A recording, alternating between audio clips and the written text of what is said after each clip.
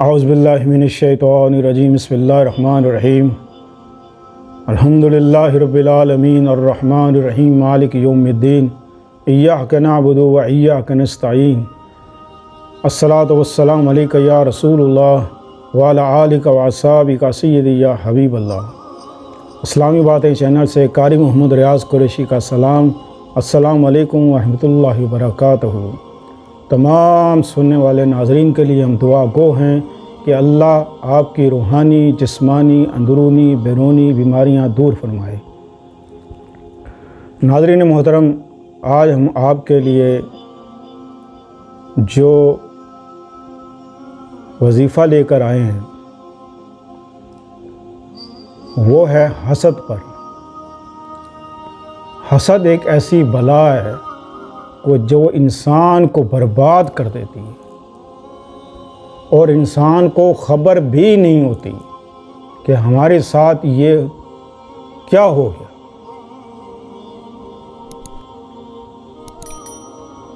حضرت یوسف علیہ السلام نے جب خواب دیکھا،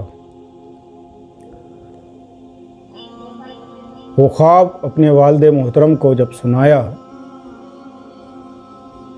کہ میں نے 9 ستارے دیکھے، چاند سورج دیکھے کہ وہ مجھے سجدہ کر رہے ہیں۔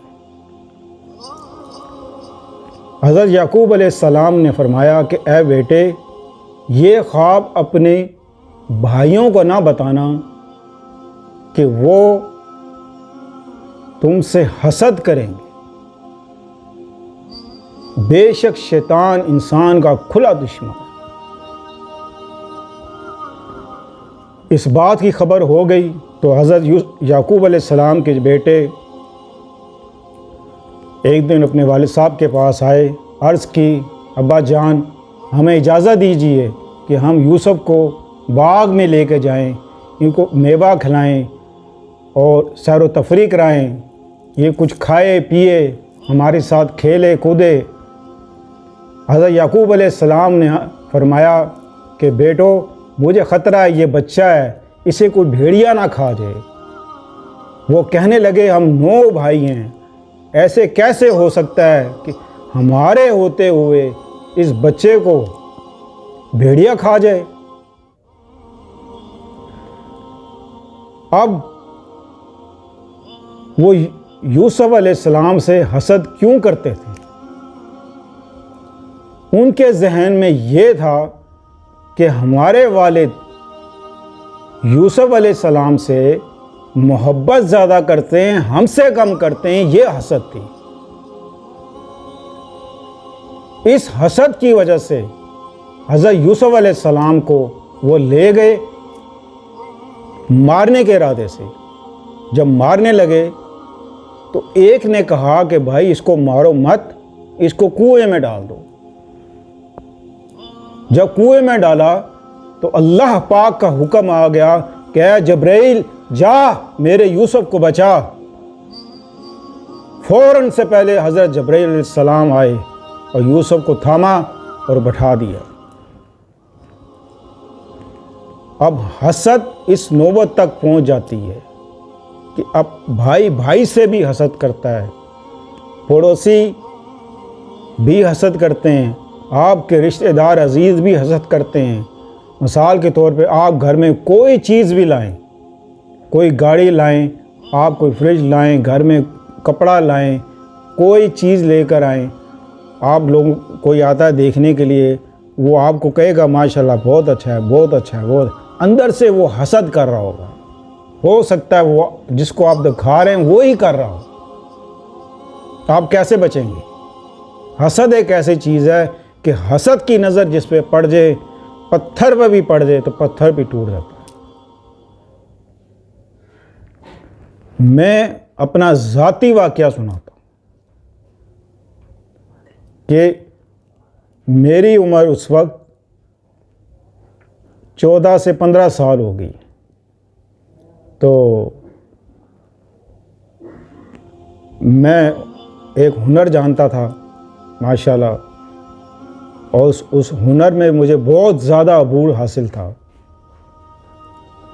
تو ایک خاتون نے، اللہ اس کو بخشے، کہ وہ اب فوت ہو گئی ہیں، تو اس نے مجھے اس وقت ٹوکا،